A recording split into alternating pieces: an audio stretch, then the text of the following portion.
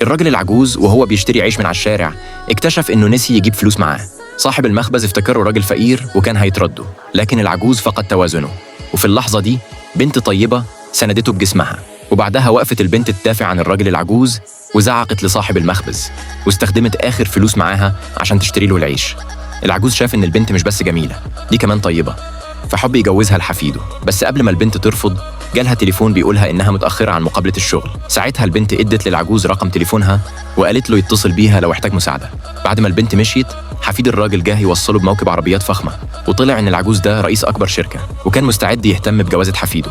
ومن غير ما الحفيد يلحق يتكلم خد العجوز حفيده ورجعوا البيت، واتصل برقم البنت وقال لها إن عنده موضوع عاجل وعايز مساعدتها. الشاب ما صدقش في الأول وقال لنفسه مستحيل البنت تسيب مقابلة شغل عشان عجوز، لكن في اللحظة اللي بعدها لقاها جريت جاية بسرعة. العجوز فرح جدا وقال إنه أول ما شافها صحته اتحسنت، وبدأ يعرف حفيده على البنت عشان يجوزهم. لكن البنت ما كانتش ناوية على جواز. الشاب شاف كده وحاول يشد جده بعيد، بس العجوز قال للبنت بصراحة لو وافقتي تتجوزي حفيدي هديكي 3 فيلات. الحفيد بسرعة قال للبنت إن جده بيحب يبالغ، لكن البنت ما خدتش الكلام على قلبها. وفجأة جالها تليفون أبوها عليه ديون والناس اللي لهم الفلوس طالبين إنها تدفع. الشاب بسرعة قال لها إنه فقير ومش هيعرف يساعد، لكن في نفس اللحظة البنت وافقت على الجوازة بشرط إنه يديها 100,000 دولار ووعدته إنها هترجع له الفلوس قريب.